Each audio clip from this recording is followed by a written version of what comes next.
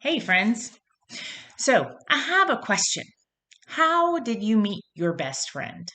I always love asking this question because it's usually answered one of two ways. It's like an oddly specific story, or it's like I have no idea. I don't remember. So, I had this best friend in middle school, and we hung out all the time. Like, we basically lived at each other's houses. She didn't talk very much. She wasn't super social. Kind of kept to herself, or just like in smaller groups of friendships, um, but she got really nervous in large groups. And so, like, I know that most people don't like large group projects in school, but I remember the first school project that we had one year together. Um, and she was not only assigned to this group, which she had no desire to be part of, but she was chosen as the person to be the presenter. And she threw up that day before class. She was so stinking nervous. One time or she even mentioned to me that she didn't think she was ever going to get over that moment or having to do that project. And I hated to admit it, but I kind of agreed with her at the time. It was really, really sad. I felt really bad for her. But then in high school, I moved with my mom and we ended up going to different high schools. So we didn't see each other very much. But then the first semester of my senior year, we were at a football game with our teams were opposing each other. And y'all, I could not believe what I saw. I had not been in contact with her very much, but um, she showed up at this game with this gigantic group of friends. I'm talking like 20 people or whatever. And she was leading the sideline crew of like cheers and all that stuff. And it seemed like there was not a single person around that she did not know. She saw me and she kind of picked me out of the crowd and we caught up and we talked for a while, but it seemed like there was not a single sport or club or activity or even like performance kind of stuff that she had not been a part of or was leading. It was insane. I was like, who is this girl? She was an absolute 180-degree turn from who she was in middle school. It was crazy. So maybe you've had experiences like this. Maybe you had a friend who used to be a Drake kind of guy and now he's Luke Bryan's number one fan, whatever. Or maybe you knew a girl who used to be so shy in middle school and now she's super outgoing, knows and talks to everybody, has all the friends. Maybe you know somebody who went from being a super jerk to maybe a really nice person, or vice versa. Maybe you yourself would admit that you are a drastically different person than you were a couple years ago. Fun note, I'm going to show you this picture. I never show this picture to anyone because I was embarrassed of who I was. But this is about 10 years ago, I guess. Yep, I was severely overweight and did not take care of myself very well. So, that's changed though a lot. Anyway, so if you answered that question with obviously everyone changes, then congratulations, you've gotten it down. On one hand, it's super cool that people can become different. On the other hand, it can be kind of strange. But no matter how you feel about it, this will always be true. People do change. Again, people change. We all believe this, yes, except when we don't. Here's what I mean. When it comes to people's bad qualities and traits, we rarely believe that they will change. It seems impossible. We think things like, my coach is a jerk, he's always been a jerk, he's always going to be a jerk. Or, my sister will always be a disaster. She's always losing things, forgetting things, and being a general disaster, and that's never going to change. Or, my dad will never not have a bad temper. Or, the guy at school will never not be a bully. Or, that girl will never not be a stoner. Whatever it is. When it comes to the things about other people that we don't like, we don't believe that they can become different people. But if we're all being honest, we tend to feel the same way about ourselves. Think about it. Do you have something that you wish you could change about yourself, but you don't feel like you can? I'm not talking about like your height or eye color or any of those things that are not possible. I'm talking about things like maybe an addiction or a bad habit that you can't get rid of. It's something, or at least you think you that you should stop. but you don't feel like you could ever stop. Maybe you've tried to stop before and you did good for a while, but then you found yourself back in the same old place and you think, forget it. What's the point of even trying? Or maybe it's a situational thing. Maybe you have people who really, really frustrate you. And eventually you find yourself blowing up and losing your temper on them. And you wish that you didn't struggle so much with your anger, or you wish you didn't say the stuff you did when you're angry. Or maybe that there's someone that you're extremely jealous of.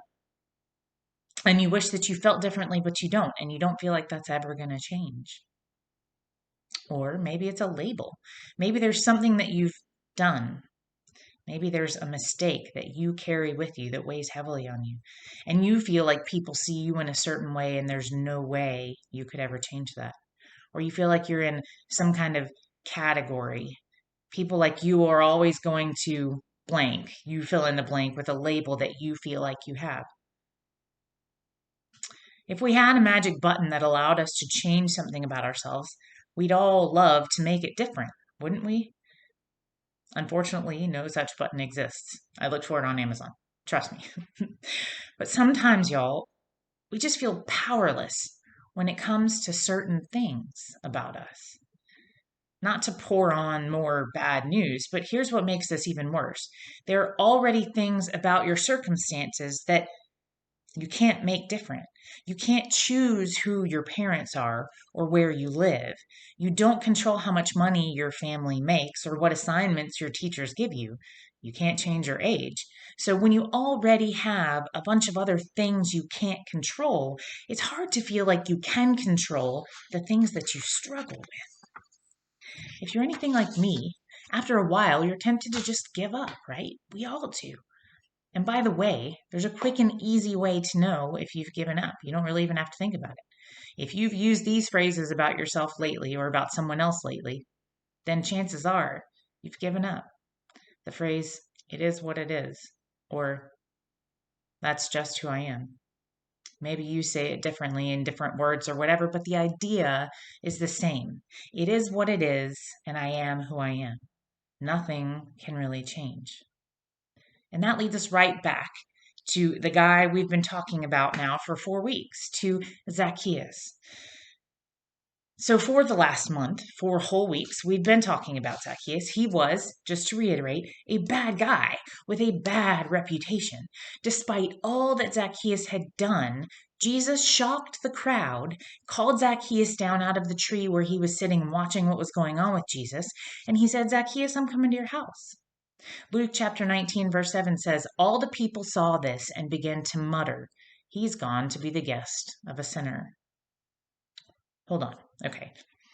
So let's think of a huge celebrity, the most famous and awesome one you can think of. I'm just going to throw out there like Taylor Swift, right? So let's imagine Taylor Swift.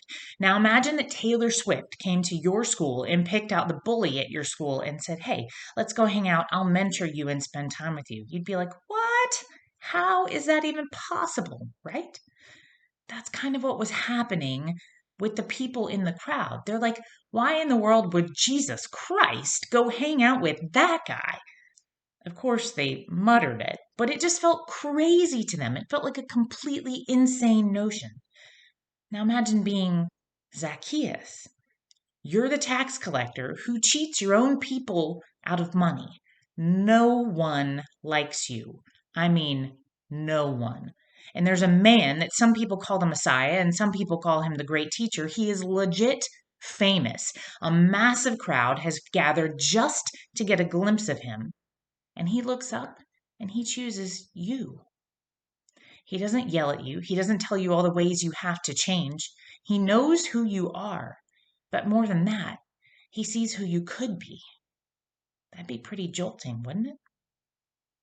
It was.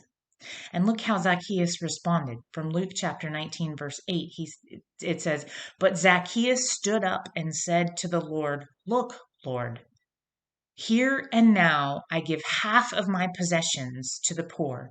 And if I have cheated anybody out of anything, I will pay back 4 times the amount.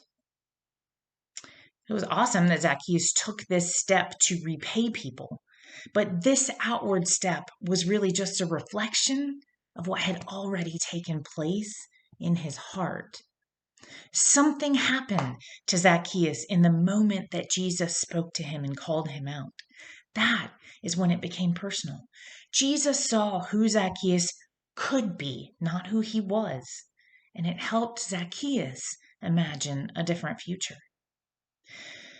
When someone believes you can be different than you are right now, it changes things.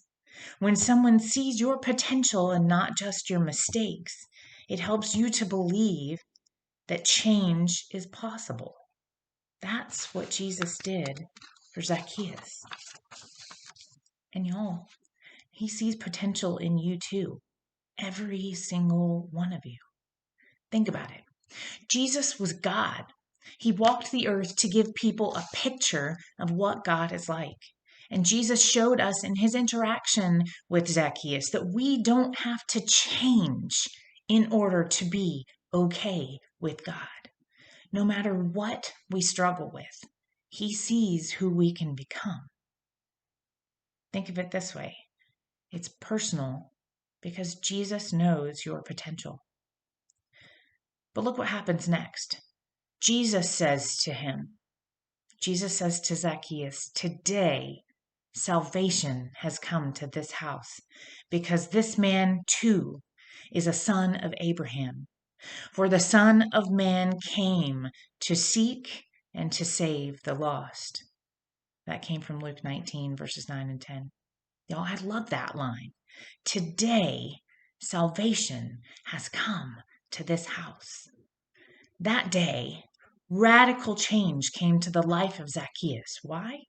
Because Jesus walked right up to him and treated him like he had the potential to be different than what he had always been, than what everyone else knew him to be. That's what Jesus does. He pursues people and offers his help and strength so they can change.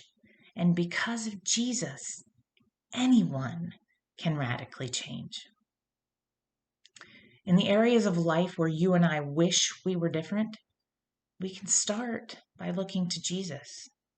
Years after Jesus walked the earth, the Apostle Paul said it this way in his second letter to the Corinthians. He says, therefore, if anyone is in Christ, the new creation has come. The old has gone. The new is here. A new creation is found in Christ, y'all. In other words, change happens through the work of Jesus. We can try to muster up all of our own strength to try to make ourselves different, but why rely on our own strength when we have access to Jesus? Why not partner with Jesus to make changes in our lives? He sees potential in us, and he's way more powerful than we are. Zacchaeus didn't wake up one day and just decide to change. He encountered Jesus, and it became personal when he realized that Jesus saw potential in him. Jesus saw that he could be different than he had always been. And then he was. So what does this mean for us? I think it means we need to do two things. One, believe that we can change. It's a scientific fact that if you believe you can change, your chances of actually changing skyrocket. So start there. Believe that it's possible. Because of Jesus, it's possible to stop that habit, to control your anger, to fix that relationship, to lose all that weight. Whatever it is for you that you might have thought you didn't have the potential to change, start with Jesus. Number two, believe that others can change. If we believe this about ourselves, that we are capable to change, the next step is shifting our thinking to believe that other people are capable of their own changes in life. The people around Zacchaeus muttered and were muttering things under their breath, most likely because they had never imagined a different Zacchaeus than the one that they knew. They had no idea that it was possible to change that radically. It's so easy to just go through life assuming that you can't change and neither can anybody else. But that simply is not true. Zacchaeus became a different person. When Jesus treated him differently, he changed into someone people around him could hardly recognize. And that's just as possible for you and every single human around you. Just know this: making a change is much more likely to happen, though, when you have support. Don't try to walk through your journey alone. That's why God gave us each other. You have support from your union family, myself included.